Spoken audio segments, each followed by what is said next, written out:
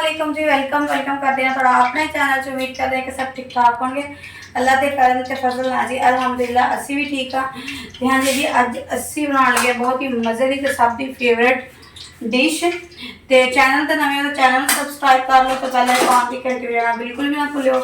हाँ जी घी जरा वो अपना गर्म हो गया वा तो हम पावे जी प्याज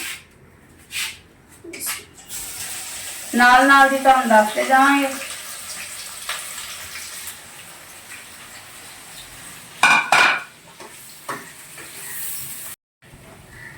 हाँ जी भोनी वाला सालन है प्याज सानू इन्ना सुरख नहीं करना।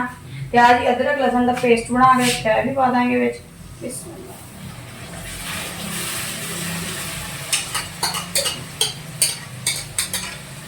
इनू भुन लांगे जिन्ना चिर यह होंदा टमाटर भी कट लांगे।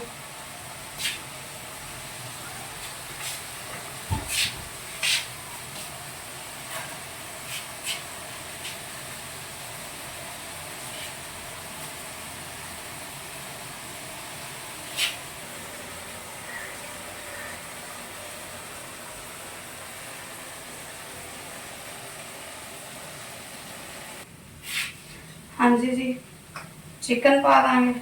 मैं धो के फ्रीज किया हुआ भी कट्ठा ले आने तो फिर रख लेंगे।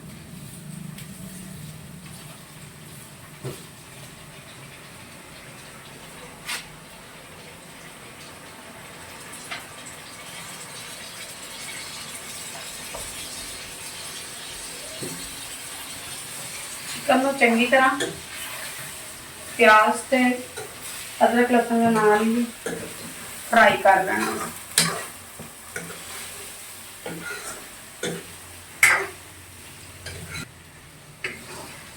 हाँ जी चिकन अपना ब्राउन हो गया। एक चमची नमक पाएंगे। असी नमक बहुत घट इस्तेमाल करते हैं। काली मिर्चा एक चमची हल्दी नाल जी पा देंगे टमाटर चंगी तरह मिक्स कर देंगे।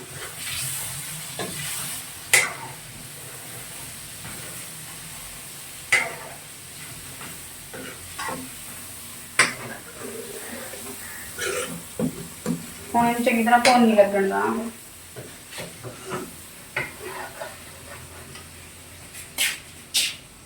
थोड़ा ये पानी पा देंगे हर से चंगी तरह।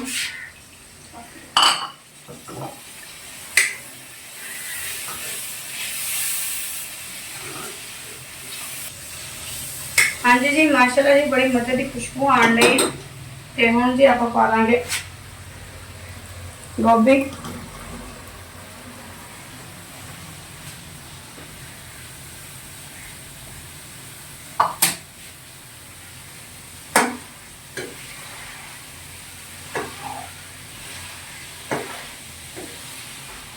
चंगी तरह मसाले मिक्स कर लेंगे।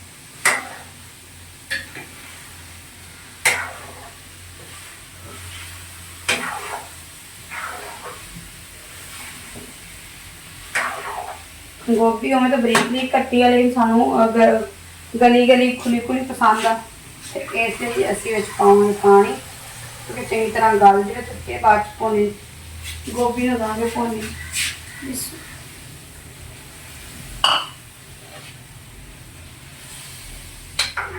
सारी चंगी तरह हिला के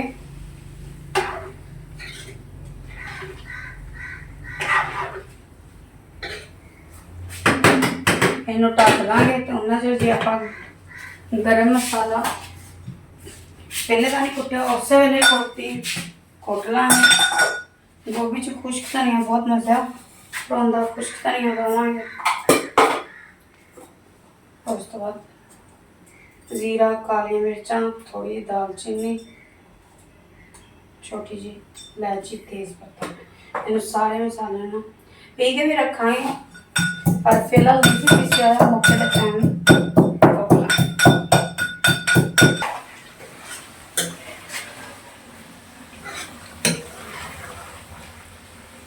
माशाल्लाह जी खुशबू बहुत मजे की आन रही है तो नाल ही जी गर्म मसाला है पकदियां च पा लांगे। क्योंकि सारा मिक्स हो जाएगा।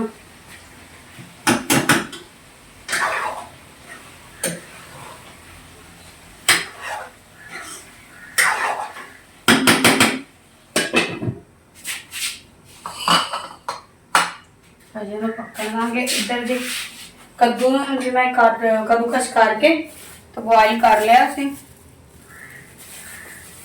ते दही मंगाया जी दही पावांगे ये है कद्दू का रायता सिर्फ तुहानू कद्दू नू तो सवार के कद्दूकस करके उबाल के विच कोई टमाटर प्याज खीरा नहीं पाने क्योंकि कद्दू का जिहड़ा रायता ना कल्ला कद्दू का ही बने तो स्वादी बनता। चटनी नाल होनी चाहिए जी धनिए दी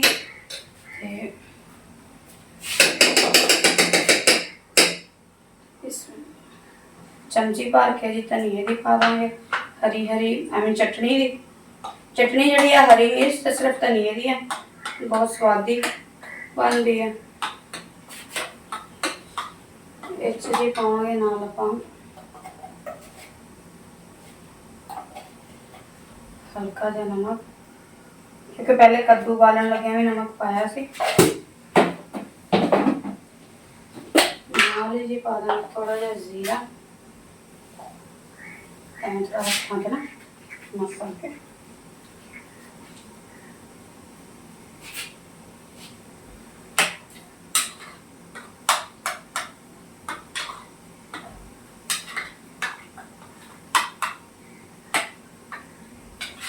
माशाल्लाह जी अपना कद्दू का रायता भी बन के रेडी हो गया। गोभी के सालन नाल कद्दू का वैसे भी तुसी अगर कद्दू नहीं है तो वैसे भी रायता बना लो धनिए का तो बहुत स्वाद धनिया तो सब्ज मिर्च का बहुत स्वादी बनता वा लेकिन मैंने इसी कद्दू का रायता खाने जी माशाल्लाह अपनी गोभी में वो नहीं लगन रही है। गोभी च मेन गल ये होंगी कि तुम चंगी तरह भुनो चंगी तरह खाओ तो अदरक लसन थोड़ा जहा ज्यादा होना चाहिए क्योंकि वाई होंगी हैगी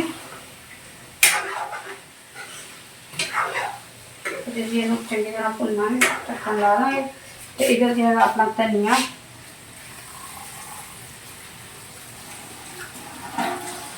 चंगी तरह फिर थोड़ी भुनी लगन दा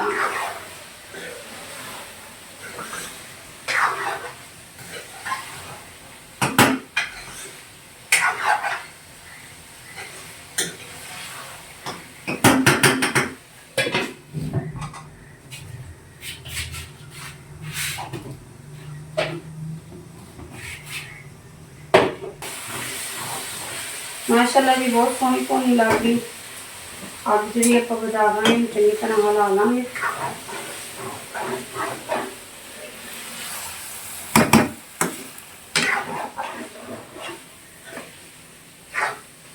हम जी छिड़कांगे उत्ते धनिया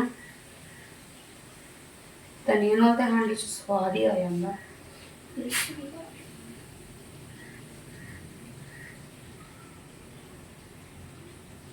नाल जी हुण तंदूर दियां रोटियां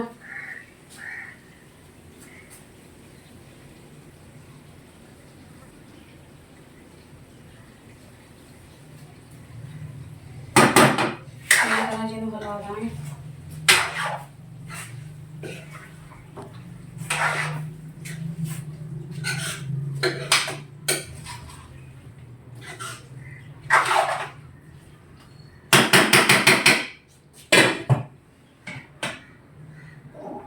हाँ जी जी साडा गोभी गोश्त बन के रेडी हो गया।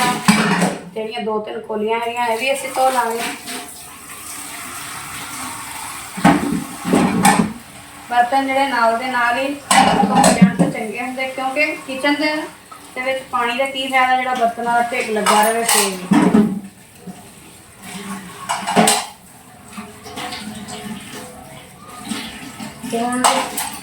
होटल तो मंगावे रोटियां तो मजे के नाल जी खावे। अज का व्लॉग तुहानू किदां लग्या जी जरूर दस्सिओ। तुसीं भी आलू गोभी गोश्त खाना तो आ जाओ। तो इजाजत चाहुंदे आ। रब रखा तुहाडी सपोर्ट की बहुत जरूरी सपोर्ट करा करो फुल वीडियो वेख्या करो।